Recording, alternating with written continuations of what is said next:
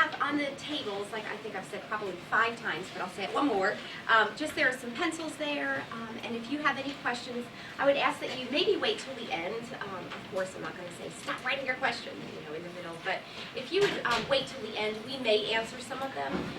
And I'm not saying that anybody is even coming with questions, but if you happen to have them, I would love for you to ask them. What we'll do at the end is if you'll write your Q&A cards and write on them and leave them on the tables, Mrs. Coghill and I and the first grade and kindergarten teachers will get together and read through the questions and see how best to answer them for you.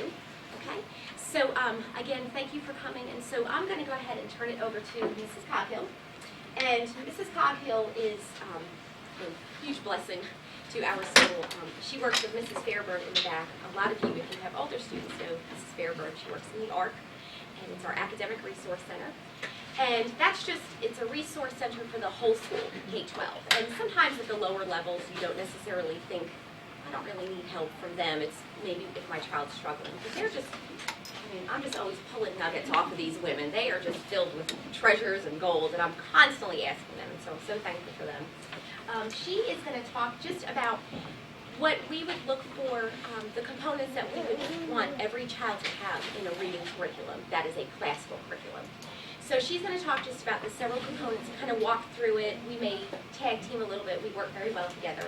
And then I'll talk about what we look for in a classical curriculum, and I'll explain some of the strategies that we use here and why we use them. And then Mr. Cox is going to also then follow up, just kind of talk about some reading and just rich literature and some other fun nuggets that he's got to share as well. So I'll let you. I'll kind of move out the way.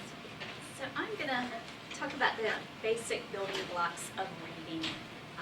Some of it's a little technical sounding, but it's not all that technical. It's just based on our language, our English language, and sounds and words, and how we put those together. And the first thing that we want to establish in a reading program is things that you're already doing probably at home. Phonological awareness and phonemic awareness, knowing that words make sounds, letters make sounds, and knowing what letters make those sounds and how to put those together. Just small parts of words, and even knowing that a sentence has multi-words in it. Being able to follow along with their finger, pointing to each word as you're reading out loud, that's what phonological awareness and phonemic awareness is. Being able to break apart those words into the tiny bits of sounds. Phonics it goes right along with that, but it pulls a little bit more from knowing how to point to sounds and words to matching the letters correctly. So if you're reading the word cat, and from the Good Phonics program, you would know that the first sound you hear is k, and you would know that that would be a C, the letter C. And the second sound is an A, and the last sound is T. That's the phonics piece of a good reading program. And after you build those skills and make those skills solid, where the child doesn't even have to think about that cat has k, a, t in the word. They just look at cat and know that's cat. After that is established, we move into fluency, and that's kind of a big bridge from phonics, phonemic awareness, and then fluency. But if you have a good, solid reading program, the child's going to be ready for that fluency piece. They're going to be ready to read passages. They are going to want you to hear them read passages over and over and over again, and that's what establishes the fluency. The fluency piece builds comprehension skills, and it sounds like those two things are very separate, but the more fluent a child is, the more that child is going to comprehend what he or she is reading. They won't have to think about sounding out words. They'll know the words, automatically, and their brain mechanisms are going to be focused on the story or the pieces that make up the big picture, the morals of the story. And the technical term is automaticity. If they know the word cat just by looking at cat without having to think about it, then their brain is freed up to focus on the bigger pieces of the story. So that's what builds that comprehension. Along with the comprehension is vocabulary. And the more that students are introduced to vocabulary, the more they read books, the more that they're introduced to words that they don't know, that is going to build their vocabulary. Whether you're reading out loud to them or they're reading out loud to you, the more they're exposed to different words, new words, big words, the more their vocabulary builds. So it's all based on that reading piece, just exposure. I brought a couple of things, a couple of books. So back to the phonemic awareness and the phonics piece. These are great books for that part of a good reading program. Dr. Seuss books, they rhyme, and I love rhyming books because the kids are really engaged in that rhyming piece, and they like to hear it, they like to say it. And it's just a good way to teach that phonemic awareness. And then, for more of the fluency pieces, we have things like Bear Detectives, the Berenstain Bear books. And as you can see, they're a little bit, more detailed, but not too far out of the realm where the child can't decode. And then we have our good literature books. And these are the type of books that you would be reading at home with your child, where they're just listening and they're making those pictures in their head. They're really getting into the story and the characters, and just enjoying that good, rich literature. And these are very old books, as you can see. My aunt taught in Charleston, South Carolina, and gave me these books when she retired. I can pass these around if you want. I just wanted to show you one quick thing. A book like this is the Bremerton Bears. It has pictures, and sometimes that's great. The child can, just skip right along some of the longer words with the pictures. But this is a great opportunity for you to say, okay, dog. Why so sad, dog? What sounds are in dog? And even if the child is a fluent reader at this point, even if they're ready to be reading out loud, it's still great to go back and talk about those small phonemic sounds and words. Dog, tell me the sounds in dog. And then, that brings them into those multi-syllable words too. They're even more ready to break apart those multi-syllable words. So that's that. And that's the Bremerton Musicians. And this is one of my favorites. These are just good literature books. Okay. I know that was a lot in a short amount of time. Are there questions about that piece? The building blocks of reading? You can write them down for me.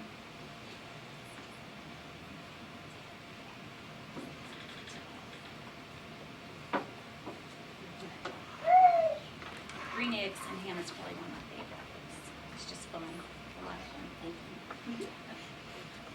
And, thank you so much, Mrs. Cox. All right, so what I'm going to do is I'm going to speak just about the classical aspect of reading instruction. And so basically what we do in any classical curriculum that we would use, whether it's history or writing, math, there are 5 tools that we want to basically sharpen or help students sharpen. And those 5 tools are the tools of reading, writing, thinking, listening, and speaking. And so those 5 tools are tools that we want to help, as a master teacher in a classroom, help our little apprentices per se sharpen those tools. And for reading, there are so many aspects, as Mrs. Coghill said. There's fluency, which is a huge component. And then there's that comprehension piece as well. And there is the writing component. And teachers really in kindergarten and first grade, just so you know, the writing piece really for them is to just model good sentences or model how to put beautiful sentences together from the teachers. They do a fabulous job. I know you all are in there a lot, but I just love how much they model for their students on the board what a beautiful sentence looks like. They always, when they do it, talk about that capital letter. And even though most of the kids, we want them to say, yes, we always know there's a capital letter, you can say it 12 times, you can write it on the board, and then inevitably you still have students who will put a lowercase letter. And that's okay. That's just a developmental thing. It'll click, but that's why we ask as teachers to just say it over and over and do it over and over. And so there is the thinking component, and that is what I'm going to talk about this morning, the comprehension piece. That is a huge, huge, huge component to classical education, and it starts even in kindergarten, and even before. You've got your 3- and 4-year-olds. Why, Mom? You can give them an answer, and then it doesn't stop there, because then well, why this? Okay? Because of that. Well, then why that? Oh my goodness, stop. But, those are, and I know it's frustrating because I have a 4-year-old at home, and I just want to say, oh my goodness, I've answered that 12 times, honey, in many different ways. But that is the beauty of a 4-year-old. That's the beauty of kids even in kindergarten and first grade level, and even middle school years, high school. Why? And that is a great thinking tool. We want them to be able to ask those questions. And what we have in the kindergarten and first grade rooms this year, we've implemented, I'll talk about that in just a second, something to help your students with sharpening that thinking skill. Then we've got the listening component, and that is a huge, huge, huge component of our curriculum this year. Listening is so very important in a classical education because we want them to be able to start now. How do I listen to a story? How do I listen to a teacher give information? How do I know what to listen for? Do I listen this time by just sitting and hearing? Do I listen by taking notes when I'm in 6th grade? So really just starting to develop very strongly that listening skill. We know listening skills are huge, especially in our culture today. It is just really hard to get anybody to want to sit down and listen for a few minutes and just have conversation. Everything is, let me just give you a quick answer, and I don't even have to hear your voice. I don't have to pay attention to it. I can just see on a screen. I can assume what you're trying to say, and I can shoot back a quick answer to you. And that listening skill and that conversational piece is kind of being erased right now, which is scary, but we are trying to combat that right now in the classrooms. Our teachers do a fabulous job with that as well.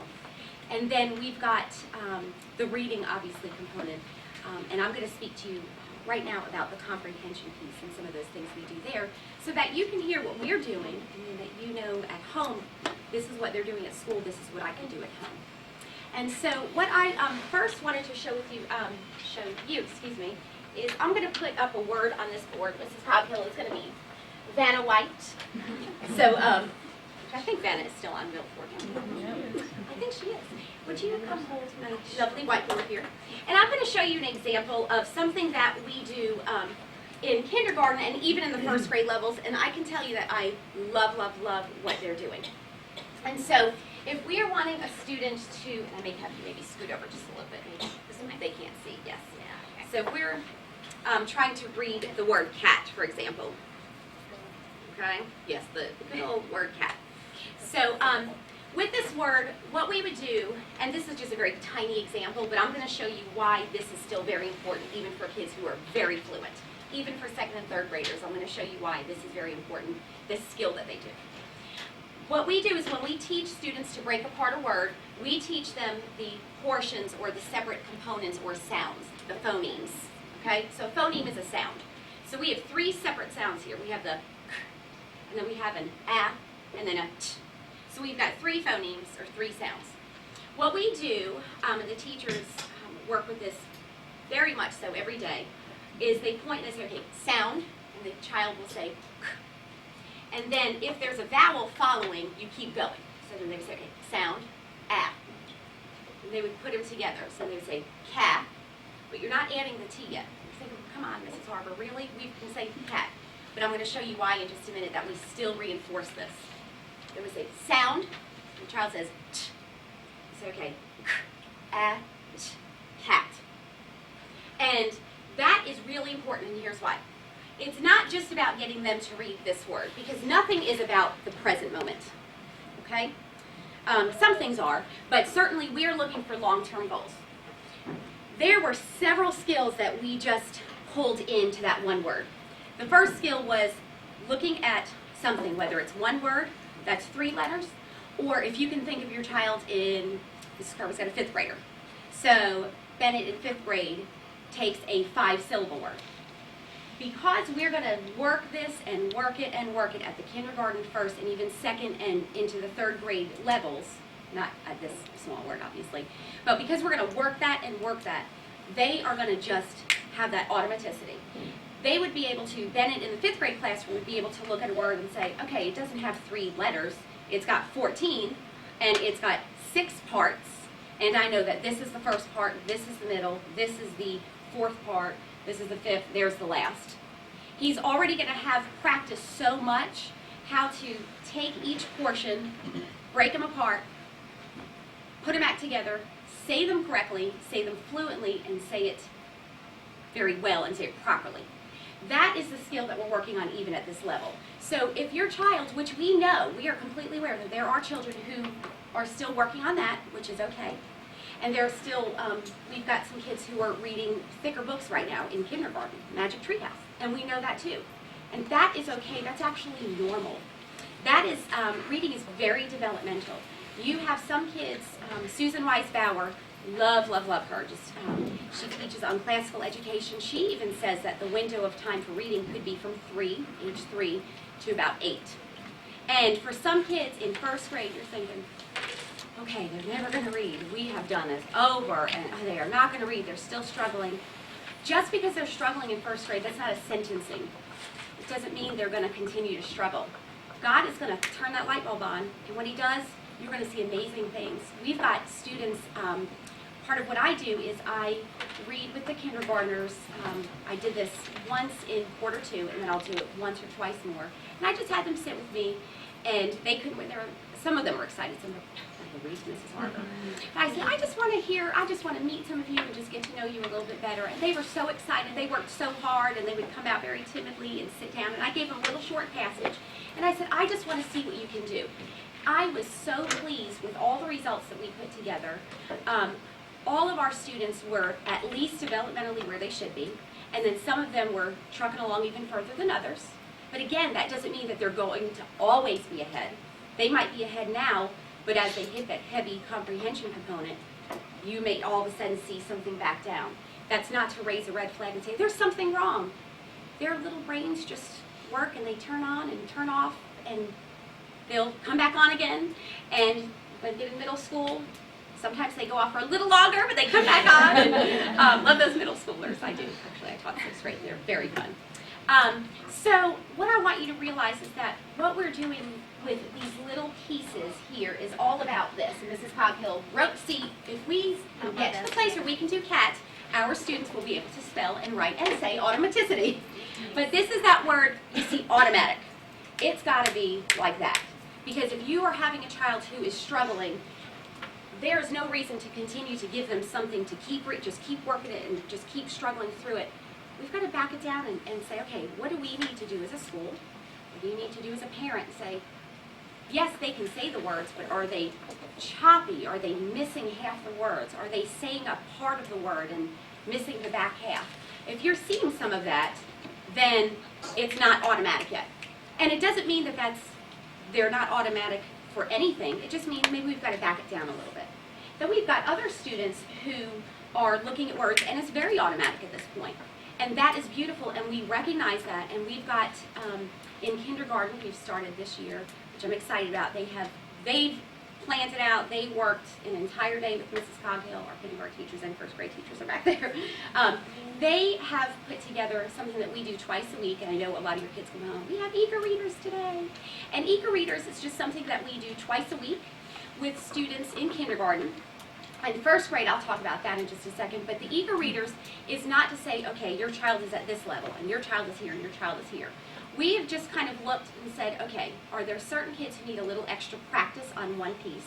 If they do, let's meet them developmentally where they are. That is classical education. Classical education is not saying, well, you're not there, so we need to hurry up and get you there. You can make it happen all you want, or you can try to think you're making it happen all you want, but you're going to just be combating something that's not going to click. It will click when it clicks. And so we've got students who are practicing just phonemic awareness right now, just making sure they've got those sounds. And it's not just all the individual letters. It's S and H come together and make the one sound of sh. We want that to be automatic. We don't want them to look and think and then struggle and then try to comprehend as well. So we're working on that fluency and that expression right now. And so our Eager Readers group is simply just reading for fluency, just working on expression. Some kids are working with Mrs. Upper, they're working on a little play, and they're putting it together and they're working on expression, and she's talking about exclamatory sentences and the exclamation mark and question marks and how do you say it if it's comes after a comma. What do we do when we see a comma? I've got a group that we are working on just practicing reading fluently. And so I read to them first, and the reason why is we always want to model. We want them to imitate us. So I read to them a story, and then I say, okay, I want you to listen for a mistake Mrs. Harper's going to make. Or I might not make it, or I might not think I'm going to make a mistake, but tell me if you hear something wrong. And inevitably, Mrs. Harper, you said that way too fast. Or, Mrs. Harper, there's a question mark there. And I said, there is? You're right. What am I supposed to do with a question mark? And they tell me, you're supposed to sound like this. So I said, you're right. Well, who can read it better than I can? And of course, I can. And so we're just working on that fluency piece. And I've even seen tremendous results just in a week or two, just sitting with these kids.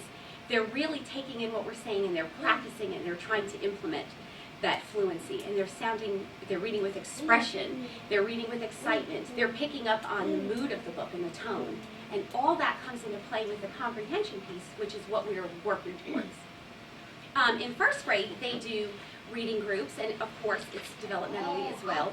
And so we work, of course, as a whole group, but then if there's a group of kids who need a little bit of extra practice, those teachers pull them to the side and just reinforce specifics that they need. If there's a group that's a little bit ahead, then we provide chapter books where they can read those and read a little bit ahead as well. The teachers model. Every time I say they model, I always think they're walking into the but they model. But the teachers just do a fabulous job of modeling good reading, just reading with expression first. And then at that age, in first grade, is right around where you should be starting to see students coming along and clicking. And just so you know, there is a whole scale of what reading could look like for students, the fluency piece. So what we look for here is, there is a scale, and I'll put it together. I think that would probably be helpful for parents. But you should be reading in January of first grade. To be at least at the 50th percentile, that national percentile, we want to at least be there. That's about 29 words a minute.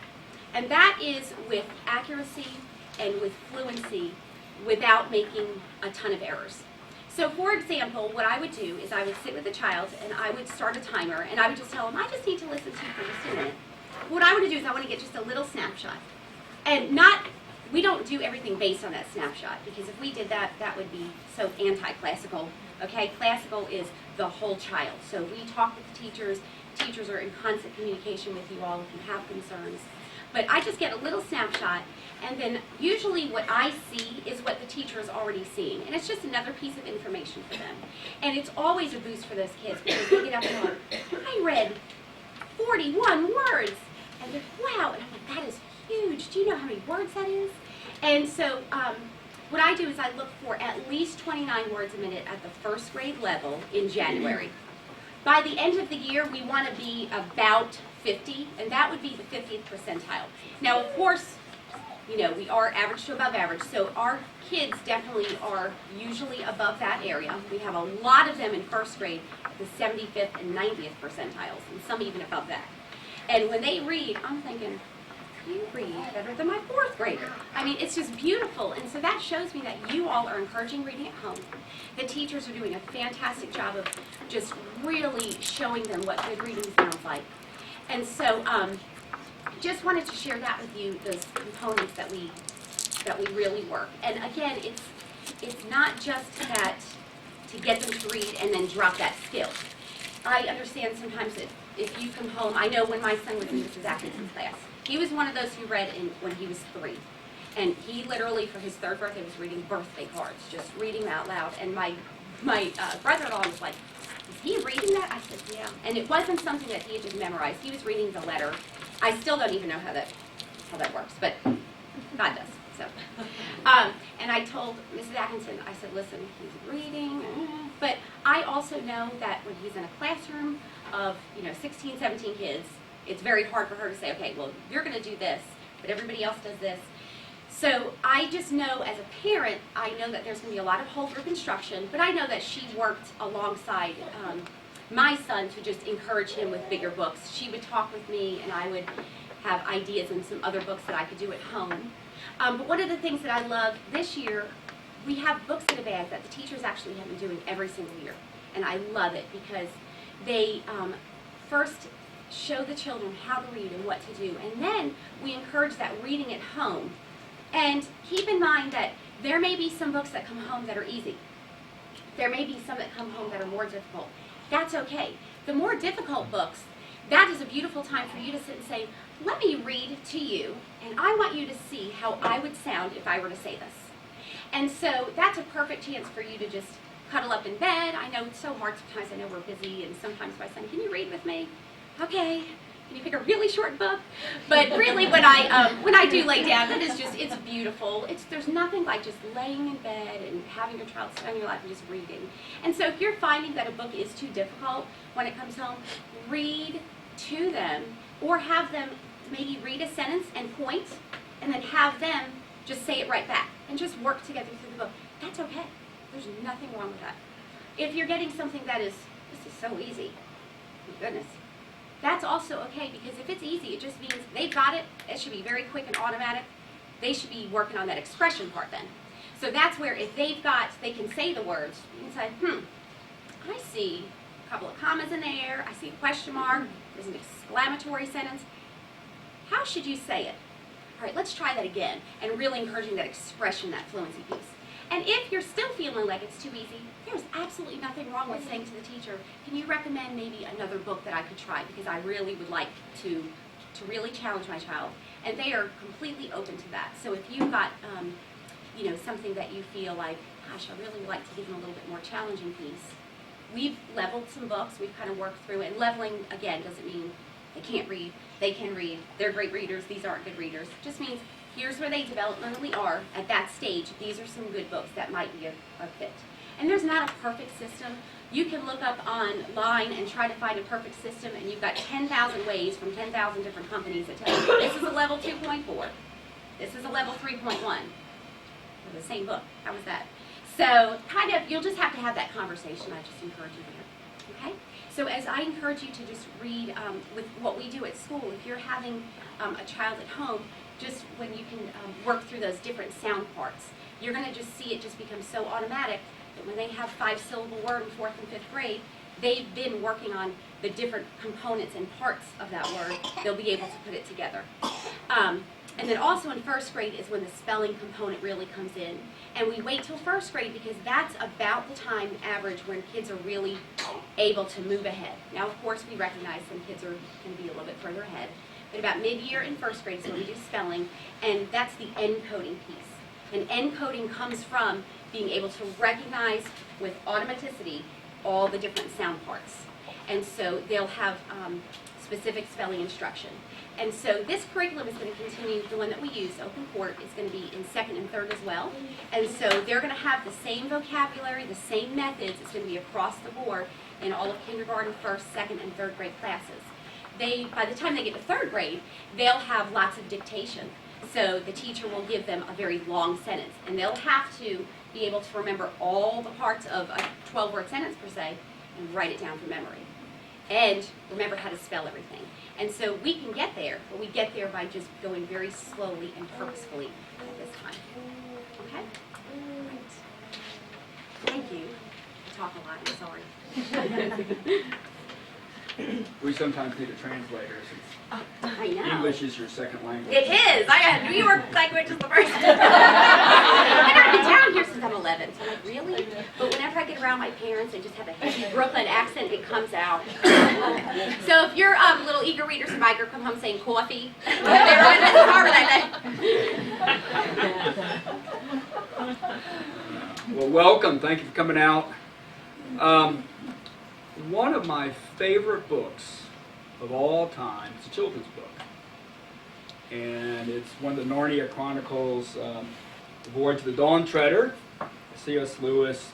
In the opening line, Lewis writes, "There once was a boy named Eustace Clarence Scrubb, and he almost deserved it." And Lewis continues introducing this Eustace Clarence Scrubb and said that Eustace hates, speaking about reading, that Eustace hates fairy tales, preferring books of information containing pictures of grain elevators or of fat foreign children doing exercises in model schools.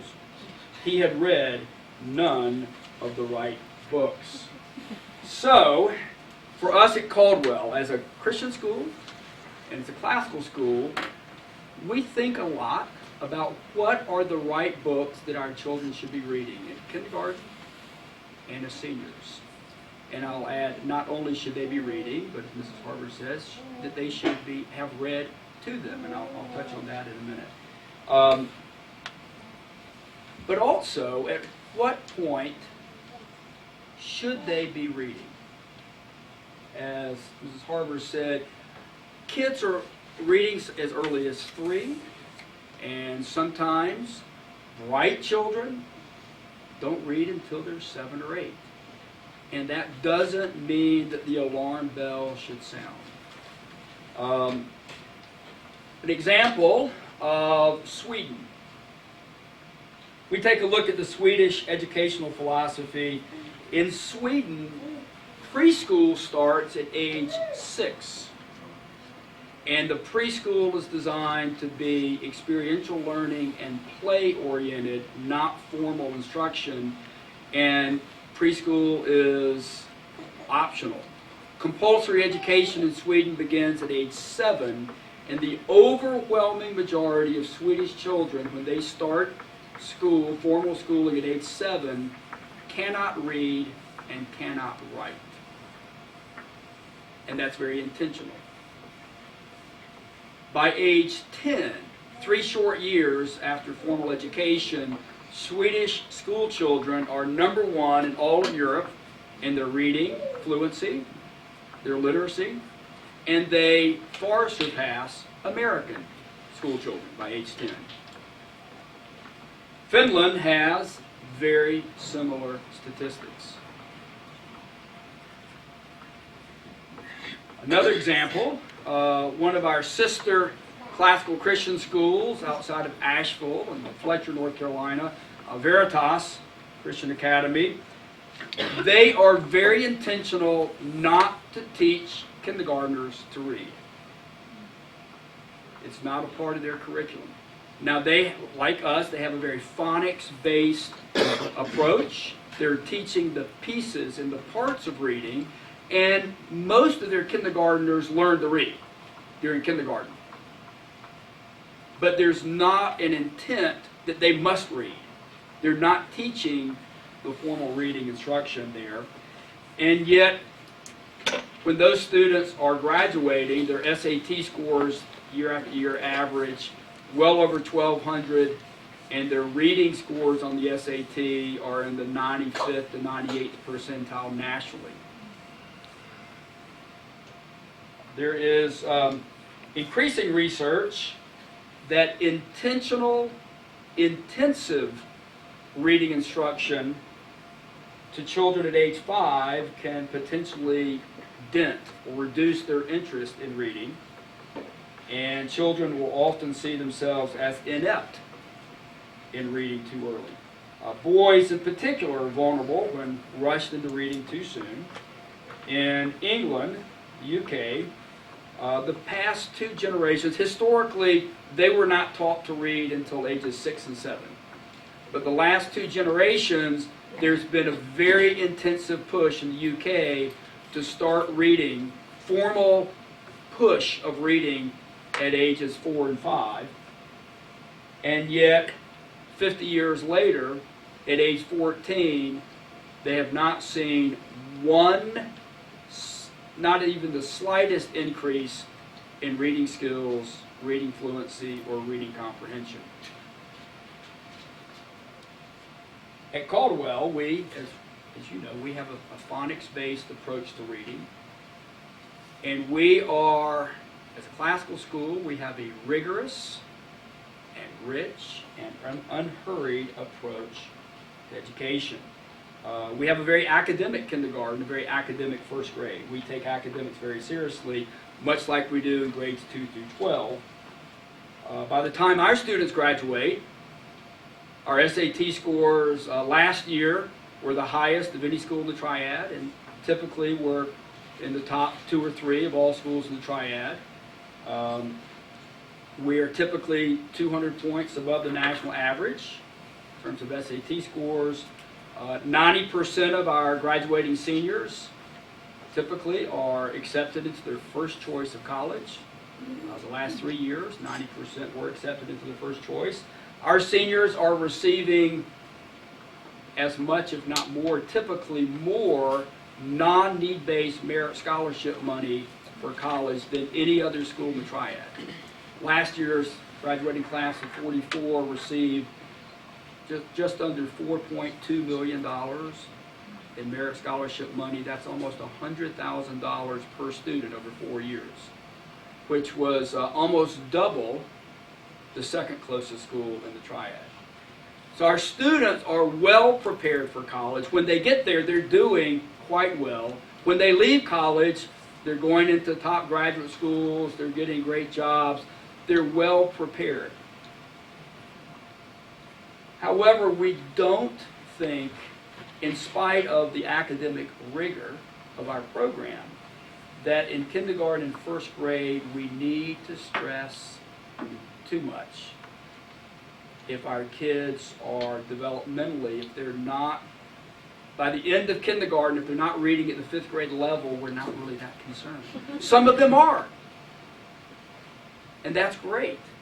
But there's not always, in fact frequently, there's not a direct correlation between their reading levels at ages 5 and 6 and their ultimate reading levels and academic success. Children develop in radically different ways, and this developmental growth is not always tied, that very often is not tied to IQ or their reading acumen later on. Several examples. Student that went to my last school in Roanoke, classical Christian school. He went to a Montessori school in kindergarten and first grade, and after 2 years of Montessori school, could not read. He transferred to our school and repeated the first grade. And 3/4 of the way through first grade, the second time around, he still couldn't read. He had mild to moderate dyslexia, although he was a brilliant young man. But developmentally, he just could not read. Finally, by the end of his second try at first grade, he could barely read. But he developed out of his mild dyslexia, and last year he graduated from the school valedictorian, never made a B, and full academic scholarship to college. His SAT scores were off the charts. His verbal SAT score was a 790 out of the perfect 800, and but it took him a long time to read. That's not necessarily unusual. My own children, I have an 8th grade daughter and a 6th grade daughter and a 4th grade son. My 8th grade daughter, we weren't pushing her to read, but she taught herself to read by the time she was 4. And in the first grade, she was at about a 5th grade reading level. Very precocious. I still remember the physician when she was born. He said, "I've never seen a more alert child come out of the womb." She was almost speaking in complete sentences before she left the hospital. Very precocious. Now in the 8th grade, she's a good, solid student. She's above average. She's not a great reader. She's above average reader. She doesn't have a passion for reading. She has other passions. And her 6th grade sister, who did not know how to read starting kindergarten, it was about halfway through kindergarten that she learned how to read, and as parents were thinking, well, my wife was thinking. I tried to reassure Erin, she was a little stressed. Avery, she's way behind where Anna was at this age. Do you think maybe she's below average? Maybe, or maybe she has a learning disability. What is it? When the light bulb went on about Christmas of kindergarten, it went on. And she is the passionate reader in the family, and as a 6th grader, her reading level far surpasses her 8th grade sister. They're different. Every child is different. And God creates children in different ways.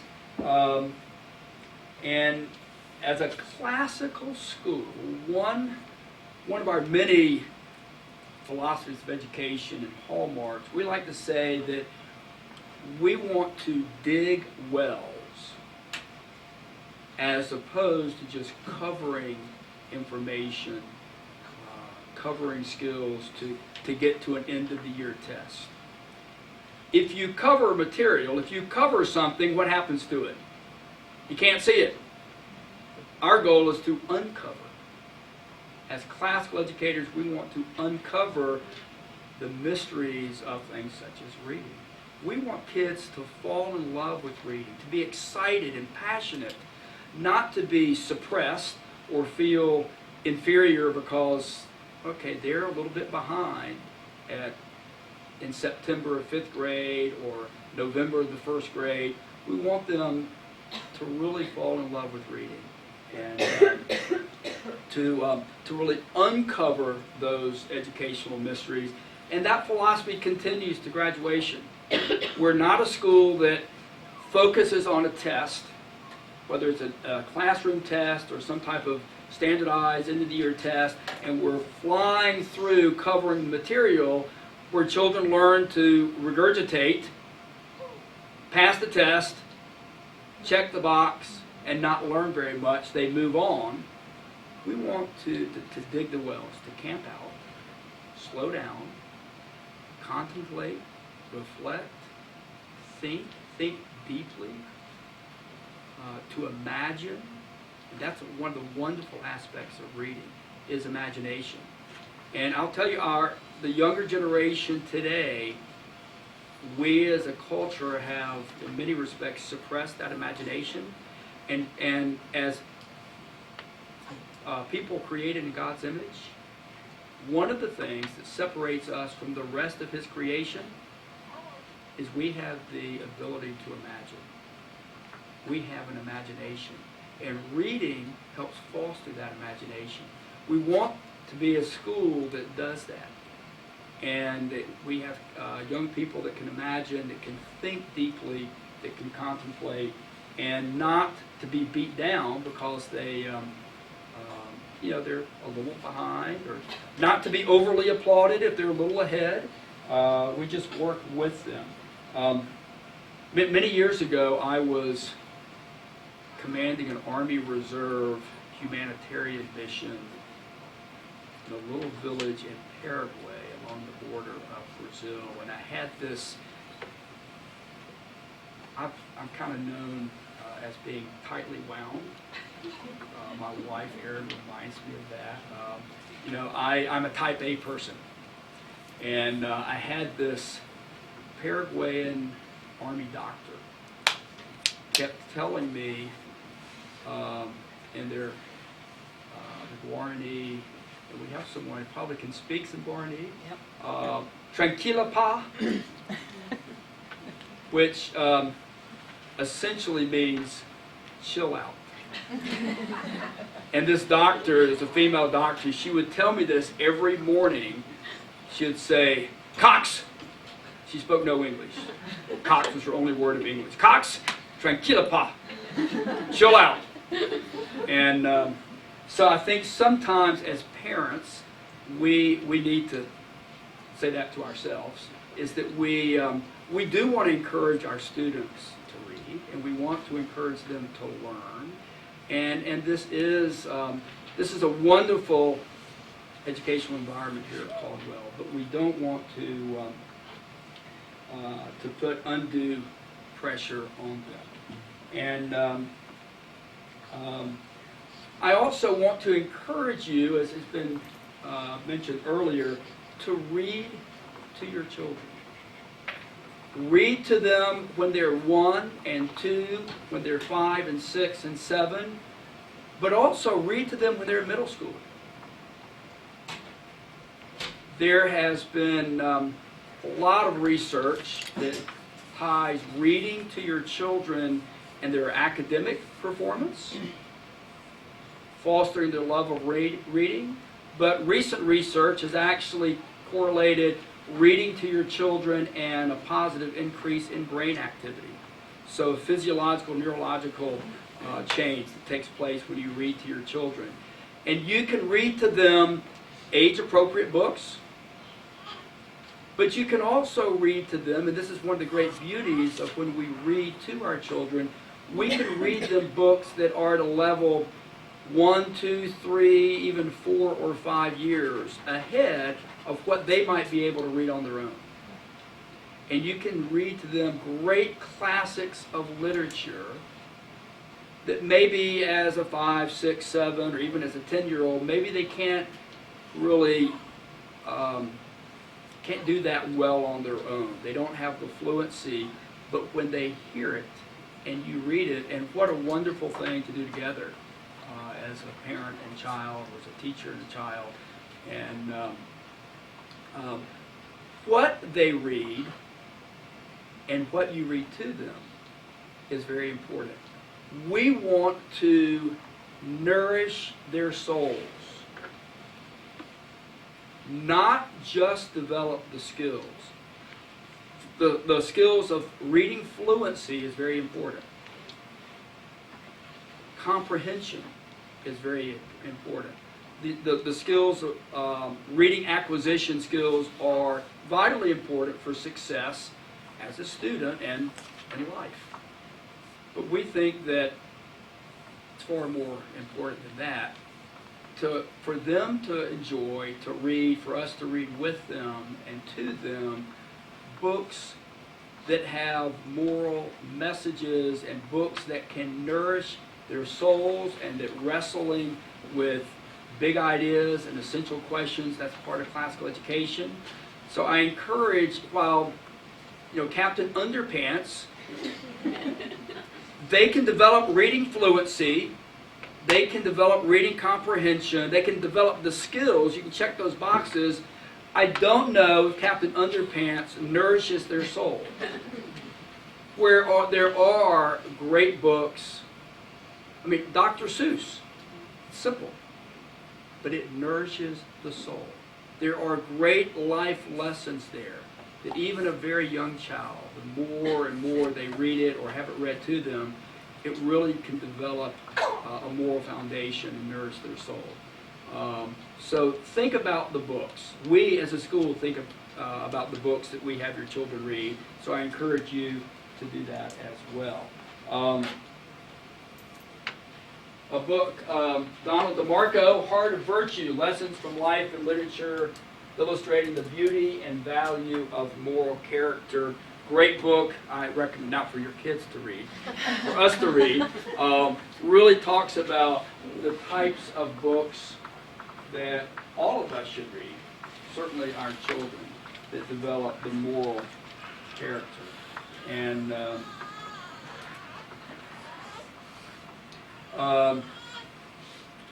C.S. Lewis, I mentioned Dawn of the Voyage Treader being one of my favorite books. Lewis writes, a children's book, a good children's book, is a book that can be enjoyed by adults as well. In fact, the whole reason that Lewis, this guy who has an IQ like 27 times greater than mine, this incredible academic, decided to write children's books because he said there weren't any good children's books in the last 50 or 60 years when it was in the middle of the last century, and that children's books were being dumbed down, they weren't good, so he just said, I'll write my own. And he says that any good children's book, says it a couple different ways. No book is really worth reading at the age of 10, which is not equally and often far more worth reading at the age of 50 and beyond. Which I've reached that ladder. I'm beyond 50 now. Okay, so I could show you all sorts more slides, but I'm not going to. Turn it over. Oh, thank you so much. And you said something I forgot because I all wrapped up in what I was talking about before. One of the things that that we do here in the classrooms is a concept question board, and some teachers call it that, some don't, and that doesn't even matter. It's the purpose of the board. And these are boards, they may, some of them are more elaborate, some of them might just be a wall with sticky notes on it. But let me share with you the objective of that, because it's actually something that you could do at home. What it is, it's a place where we just gather and discuss and collect ideas. So as they're talking about a story, let's say, and one of the children, they raise their hand and they ask a question, thinking, what does that have to do with anything? You think, that's a great question. Something sparked that. They're making some sort of connection to something. Say, I love that question. Let's write it together and let's put it on the concept question wall. And so it's a good way to say to the child, that's a great question. Let's see if we can put it on our wall and let's think about it more. Let's see if we find answers to it over the next week or two. Why don't you go home and talk to Mom and Dad, see what they think, and come back and let's talk. I know Mrs. Sneed, I'm going to put her on the spot. I think you have, it's labeled, I wonder. Is that correct? Okay, so she has, all of her questions, I think, begin with, I wonder. It could be, I wonder if, I wonder why, I wonder how. And she has modeled how to ask a good question. And that's something that you can do as parents as you're reading to them, especially, that'll happen much more easily when you read those books that are above them, or you read books that are filled with story elements, but teach them how to ask a good question. You can say, I wonder, why in the world did this happen? And it's okay if you don't have the answer in that moment. But those are some things that we do, and I love the beauty of it is that it is cross-curricular. So it's not just locked into reading, because that's another classical piece. We don't want to just lock something and say, it's reading time. Reading's over, let's put it away. That skill and that the beauty of reading just comes across through everything. So if they're in math, a student may say, we're getting ready to talk about shapes. And a student says, well, I wonder how many sides a quadrilateral has. I say, that is a great question. Let's add it to our concept question board. It doesn't have to be locked into the subject that you're discussing at that moment. So it's a good way to honor their inquiry, because that's what we want to do. And then that's just another aspect where you can model for them how to just ask a good question and maybe talk about how to go about finding it. A lot of kids want to, let's just Google it. That's a verb now, apparently. Google is a verb. And so we don't want to just Google everything, because anybody and everybody can put whatever they want on the internet, and it has not gone through the research and the testing and the publishing, and some of it has. And there's some great things out there. We don't want to just Google everything just because we have fast access. Because we want to model for the children how to go about finding those answers. So with that said, we have printed just for you all some things. If you don't have one, please let me know. I've got extra copies here. But just some things, this is definitely not a comprehensive list. Kindergarten and first grade teachers probably would look at this and say, that's just this much. I mean, this is just a little bit to get started. But these are just some things that you could do at home. Some of this we do at school, and some of it you can just do at home, just so that we partner well together. We've got the same tactics and techniques, and it just makes it consistent for your child. So one of it just says, read to them every day, and it doesn't have to be, of course, I don't want anybody feeling stressed if you don't, because I certainly have days where I just don't make it home in time, and that's okay. But just as much as you can, your kids are begging you, will you read to me? Will you read to me? Just read to them. They don't always have to be the ones reading. Discussing the story together. That's where it comes in handy, when you've got those books and those chapter books with virtue and the moral of the story and those life lessons. A picture walk I love to do, that's when you set a purpose for reading. Instead of just jumping right into a story, they're going to, usually when I taught 5th and 6th grade, are we going to have questions after this? How many questions are we going to have to answer? And it's not the point. The point is to enjoy the story. There are times definitely when they have to read to look for specific answers. But taking a picture walk would just say, look at the front cover, look at the back. Take a little field trip through the book and just look at the pictures and say, what do you think this book is about? What do you think is going to happen? Who do you think are the main characters or the main people in the story? Where do you think it's happening? And so using those pictures are helpful there. Just reading alongside, if your child is having a hard time reading, you read a page and then let them read it back to you. You can help them, that's fine. Or you read a page, they read a page. Just, again, asking questions about the story, or just maybe showing them an example of what a good question might be. A lot of kids, they love to do this, and reading to a pet. That's actually a great way. They love reading to their pets, whether it's a hamster, a fish, because the thing doesn't respond to them. So if they mess up a word, nobody's going to say, that's not how you say it. It's just going to kind of stare at them. So that's a great way. Siblings, if you're trying to wash dishes, go read to your brother. I did that last night. So I got dishes washed. My son read to my little son. They were both engaged. That was an opportunity for them. Another thing on your iPhone or your tablet, you can record. Have them record themselves and then play it back and let them hear what they sound like. And that's a good way because they can say, oh, I wasn't supposed to say that, or I love how you sounded. Why don't you try that again? That's a great thing for kids. Audiobooks. Used to be books on tape, which I was like, what are they even called anymore? Because I'm not all technological. So audiobooks, you know, you can download. Mr. Bishop would know better than I do. What are those things called instead of books on tape? Audiobooks. There you go, audiobooks. Mrs. Upper is a great resource. She is in the library all the time. She knows this inventory, and I bet a lot of you who help, thank you, know this inventory as well so much. But she's a great resource. You can just ask her, do you recommend some good books for my child at kindergarten, in the kindergarten level? She would help you walk around and find some books. We've got a lot of classics over here that are written for maybe a third grader, and you could actually take these. These are the abridged versions of classics. You don't have to read the unabridged with 1,000 long pages, but you can read some of those and just expose them to the story. And then just discussing the parts of the story. And then the best way to build fluency is to give them something to read and say, read it again. And read it again. And they read it over and over and over because they will get faster and it will become more automatic. And so you don't have to say, well, they can do that, let's go to something else. They can do it, but do it again. Say it differently. See if you can read it faster. Because we want it to be so automatic, like those math facts in 3rd or 4th grade. We want them to know 2 times 2 is 4. Because we don't want them taking all that mental effort to think, what is 2 times 2? So when they get to the process, what was I supposed to do again? We want it to just be automatic. So there we go. Thank you for listening. I know I have a mouthful and lots to talk about. I hope we answered questions if you had some. We may have sparked more questions, and I love that. I do want to honor your time. But you are welcome. I'm going to stay around for a few minutes if you'd like to ask. I'm going to allow our teachers to thank you so much. I thought it would be good for them to just be in here. Mrs. Speckman, by the way, was going to originally be here, but she is on campus, on a college campus with her daughter, being Mom's Day. So love that. So that's great.